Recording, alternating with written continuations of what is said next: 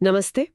आज हम एक ऐसी अनोखी जगह की गहराई में उतर रहे हैं जिसकी तस्वीरें आप देख ही रहे होंगे, इन दिनों खूब चर्चा में है। जी। जरा सोचिए, पानी के बिल्कुल बीचों बीच बना एक शानदार मंदिर, एकदम कमल के फूल जैसा खिला हुआ।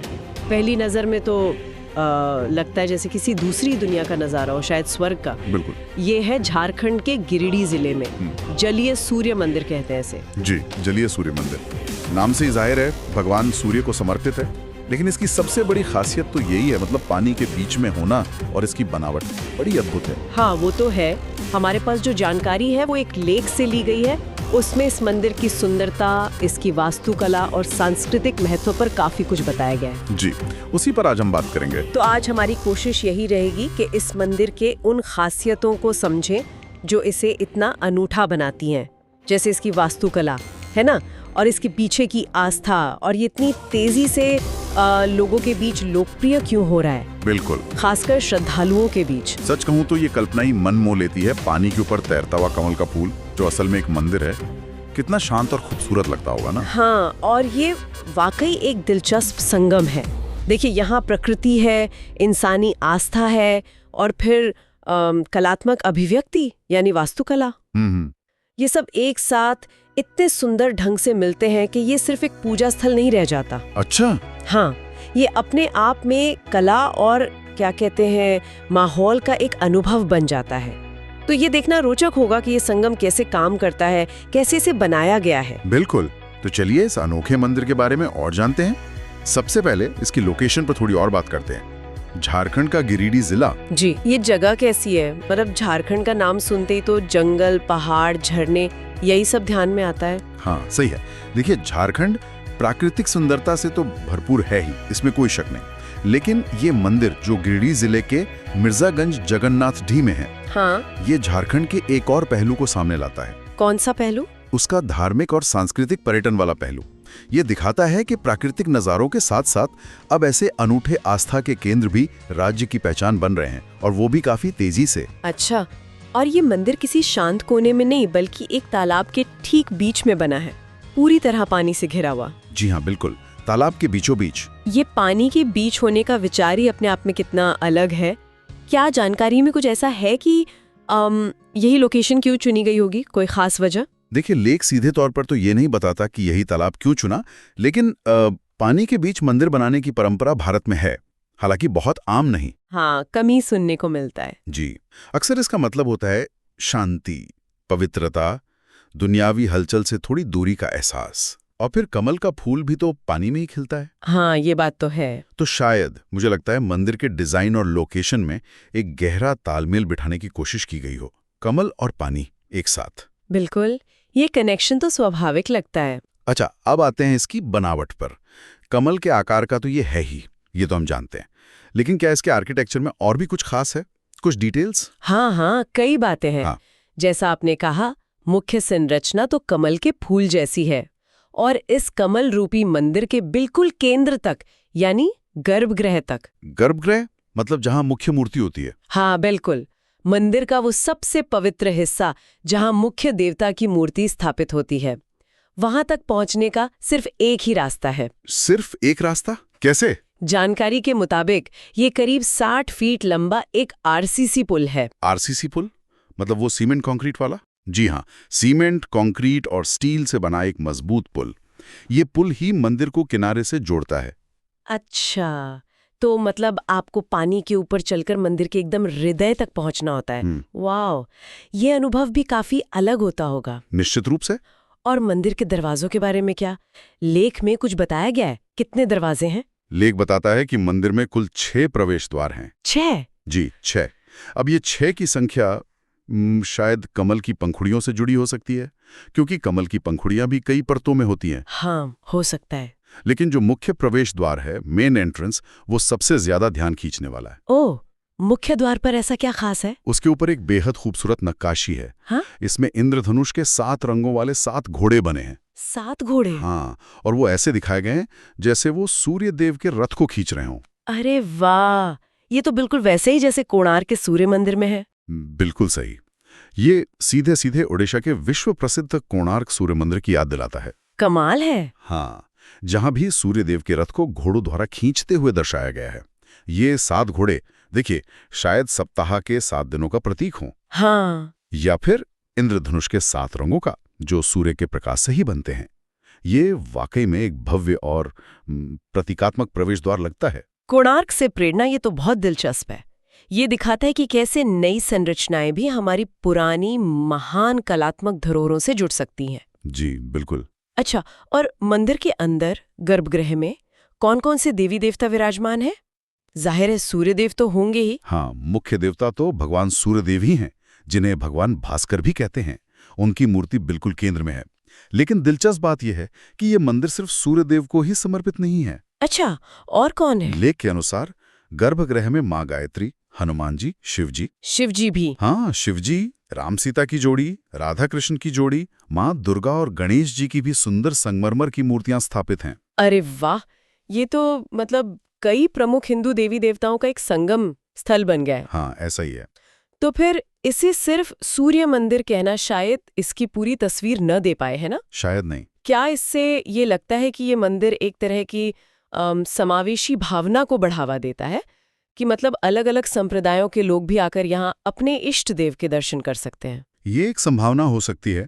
देखिए, स्रोत सीधे तौर पर तो इस पर टिप्पणी नहीं करता, लेकिन एक ही परिसर में इतने सारे प्रमुख देवी देवताओं की उपस्थिति हाँ, अक्सर भक्तों को आकर्षित करती है, चाहे उनकी मुख्य आस्था किसी भी देव में हो। हाँ। ये इसे एक व्यापक अपील वाला धार्मिक केंद्र बनाता है, सिर्फ सूर्य उपासकों के लिए ही नहीं। समझ गई। और ये मूर्तियां संगमरमर की बनी हैं, ये भी बताया गया है, जो उनकी सुंदरता और भव्यता को और बढ़ा देता है। बिल्कुल, संगमरमर की मूर्तियां तो वैसे भी बहुत सुंदर लगती हैं। अच्छा, अब जरा इसके इतिहास पर आते हैं। ये मंदिर कितना पुराना है? क्योंकि इसकी बनावट तो काफी आधुनिक सी लगती है। हाँ, ये बिल्कुल सही अवलोकन है आपका।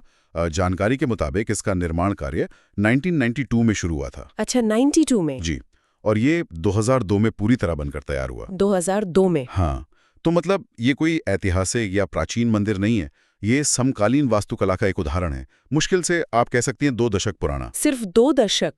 और इतनी जल्दी ये इतना प्रसिद्ध हो गया, ये बात थोड़ी चौंकाती है सच में। हाँ, आमतौर पर मंदिरों को अपनी पहचान बनाने में, अपनी धाक जमाने में सदियां लग जाती हैं। इसकी इतनी तेजी से बढ़ती लोकप्रियता के पीछे क्या वजह बताई गई है लेख में? लेख इस बात पर जोर देता है कि इसकी जो अनोखी संरचना है ना, हाँ, वही इसकी प्रसिद्धि का मुख्य कारण है। पानी के बीच कमल के आकार का मंदिर, ये अपने आप में एक बहुत बड़ा आकर्षण है। हाँ, ये तो है। लोग इसे देखने आते हैं, तस्वीरें लेते हैं और फिर यहाँ की शांति और सुंदरता का अनुभव करते हैं। तो धीरे धीरे ये सिर्फ एक दर्शनीय स्थल से बढ़कर श्रद्धा और भक्ति का केंद्र बन गया। और शायद सोशल मीडिया ने भी इसमें भूमिका निभाई हो। जैसा मैंने शुरू में कहा था, तस्वीरें बहुत वायरल होती हैं आजकल। बिल्कुल बिल्कुल। सोशल मीडिया ने भी शायद इसकी प्रसिद्धि को फैलाने में काफी मदद की हो, ये संभव है। हाँ, आजकल तो तस्वीरें बहुत तेजी से फैलती हैं। और ये सिर्फ झारखंड तक ही सीमित नहीं है ना? मैंने सुना आसपास के राज्यों से भी लोग आते हैं। जी बिल्कुल।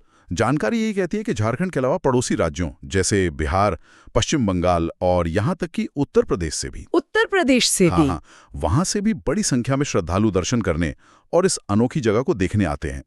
ये दिखाता है कि इसकी अपील क्षेत्रीय सीमाओं को पार कर चुकी है। शायद इसकी लोकेशन भी ऐसी हो कि इन राज्यों से पहुंचना आसान हो। हाँ, हो सकता है। और एक खास मौका होता है जब यहाँ की रौनक एकदम देखने लायक होती है, छठ महापर्व। सुना है?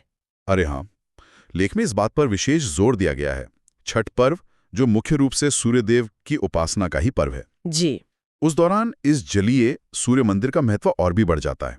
कह सकते हैं कि ये मंदिर उस समय अपनी प्रसिद्धि के चरम पर होता है।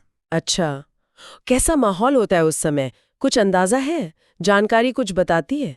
जानकारी के अनुसार छठ के दौरान मंदिर परिसर और तालाब के चारों ओर भक्तों की भारी भीड़ उमड़ पड़ती है। हजारों लोग यहाँ इकट्ठा होते हैं। हजारों लोग? जी। भक्तगण तालाब के किनारे खड़े होकर डूबते सूर्य को और फिर अगली सुबह उगते सूर्य को अर्घ्य देते हैं। अर्घ्य देते हैं? मतलब वो जल वगैरह चढ़ाते हैं? हाँ, जल और अन्य पवित्र सामग्री श्रद्धापूर्वक सूर्यदेव को समर्पित करते हैं। अब जरा कल्पना कीजिए उस दृश्य की। हजारों श्रद्धालु, दियों की रोशनी, शायद भजनों की गूंज, और पृष्ठभूमि में पानी के बीच खड़ा ये कमल रूपी सूर्य मंदिर। लेख इसे श्रद्धा और भव्यता का एक अनोखा संगम बताता है। वाकई ये सुनने में बहुत प्रभावशाली लग रहा है। पानी के किनारे खड़े होकर पानी के बीच बने सूर्य मंदिर की तरफ मुंह करके सूर्य देव को अर्घ्य देना, ये अनुभव तो अपने आप में बहुत गहरा और यादगार होता होगा। निश्चित रूप से। तो ये मंदिर सिर्फ वास्तुकला का एक नमूना नहीं, बल्कि लोगों की आस्था को एक बहुत खूबसूरत मंच भी प्रदान करता है। निश्चित रूप से। और ये छठ पर्व वाला पहलू इस मंदिर को इसकी मूल पहचान एक सूर्य मंदिर से और मजबूती से जोड़ता है। ये दिखाता है कि अपनी आधुनिक बनावट के बावजूद ये पारंपरिक आस्था और रीति रिवाजों के लिए एक महत्वपूर्ण स्थल बन गया है। तो कुल मिलाकर ये मंदिर कई मायनों में खास है। ये प्रकृति यानी वो पानी का तालाब, आस्था जिसमें सूर्य देव और अन्य देवता भी हैं जी, और छठ पर्व का महत्व जी, और आधुनिक वास्तुकला जैसे वो कमल का आकार, आरसीसी पुल, 7 घोड़ों वाला द्वार, इन सब का एक अनूठा मिश्रण पेश करता है। सही कहा आपने। ये सिर्फ ईंट पत्थर की इमारत नहीं है, ये झारखंड की उभरती हुई धार्मिक और सांस्कृतिक पहचान का प्रतीक है। ये दिखाता है कि कैसे आज के समय में भी ऐसे स्थान बनाए जा सकते हैं जो पारंपरिक मूल्यों को समकालीन डिजाइन और प्राकृतिक सुंदरता के साथ बखूबी जोड़ते हों। ये उस स्वर्गीय अनुभव की भावना पैदा करता है जिसका जिक्र लेख में बार बार है। शायद इसीलिए लोग इसकी ओर खिंचे चले आते हैं। और जैसा कि लेख कहता है, पहली नजर में ही ये एक अद्भुत, लगभग स्वर्गीय अनुभव देता है। शायद यही वजह है कि सोशल मीडिया पर इसकी तस्वीरें इतनी वायरल हो रही हैं। लोग शायद उस शांति, सुंदरता और दिव्यता की एक झलक पाना चाहते हैं जो इस जगह से जुड़ी हुई लगती है। हाँ, ये झारखंड की प्राकृतिक सुंदरता के साथ साथ उसके विकसित हो रहे सांस्कृतिक परिदृश्य को भी बहुत खूबसूरती से दिखाता है। ये साबित करता है कि पर्यटन सिर्फ जंगलों और पहाड़ों तक सीमित नहीं है, बल्कि इस तरह की मानव निर्मित अद्भुत रचनाएं भी महत्वपूर्ण आकर्षण बन सकती हैं। तो अगर हम आज की चर्चा के मुख्य बिंदुओं को एक बार फिर से देखें, ये अनोखा जलीय सूर्य मंदिर झारखंड के गिरिडीह में एक तालाब के बीचों बीच स्थित है जी, कमल के फूल के आकार में बना है और इसके गर्भगृह तक पहुंचने के लिए एक 60 फीट लंबा आरसीसी पुल है। हाँ, मुख्य द्वार पर कोणार्क मंदिर की तरह 7 घोड़े बने हैं। अंदर सूर्य देव के साथ साथ कई अन्य प्रमुख देवी देवताओं की संगमरमर की मूर्तियां हैं। बिल्कुल। 1992 से 2002 के बीच बना यह अपेक्षाकृत नया मंदिर अपनी अनूठी बनावट के कारण बहुत तेजी से लोकप्रिय हुआ है और खास तौर पर छठ पर्व के दौरान यहाँ श्रद्धालुओं की भारी भीड़ उमड़ती है। बिल्कुल सही सारांश है। और यहाँ जो सबसे ध्यान देने वाली बात है मेरे विचार में, वो ये कि कैसे आस्था को व्यक्त करने के लिए वास्तुकला ने प्रकृति के साथ इतनी खूबसूरती से हाथ मिलाया है। ये पारंपरिक श्रद्धा को एक नए, आधुनिक और कलात्मक रूप में पेश करने का एक बहुत सफल उदाहरण है, जो अपने आसपास के माहौल के साथ पूरी तरह से तालमेल बिठाता है। ये सिर्फ एक मंदिर नहीं, बल्कि एक अनुभव है। वाकई ये जगह सिर्फ धार्मिक आस्था का केंद्र नहीं है, बल्कि इससे देखने जाना ही अपने आप में एक यादगार अनुभव लगता है। सोशल मीडिया पर इसकी बढ़ती लोकप्रियता शायद इसी बात का सबूत है कि आज के दौर में भी लोग ऐसी जगहों से जुड़ना चाहते हैं जहां शांति, सुंदरता और आध्यात्मिकता का ऐसा अनोखा संगम देखने को मिले। वो स्वर्गीय नज़ारा वाकई लोगों को अपनी ओर खींच रहा है। जी हाँ, और इसी के साथ हम अपने श्रोताओं के लिए एक विचार छोड़ जाते हैं। जिस तरह इस मंदिर ने परंपरा, आधुनिकता और प्रकृति को मिलाया है, उसे देखते हुए सोचिए, भविष्य में आस्था और आध्यात्मिकता को व्यक्त करने के लिए वास्तुकला के और कौन से नए और अनूठे रूप सामने आ सकते हैं। कैसे हमारी परंपराएं, हमारा समकालीन सौंदर्य बोध और हमारा प्राकृतिक परिवेश, ये सब एक साथ मिलकर और भी अद्भुत रचनाओं को जन्म दे सकते हैं।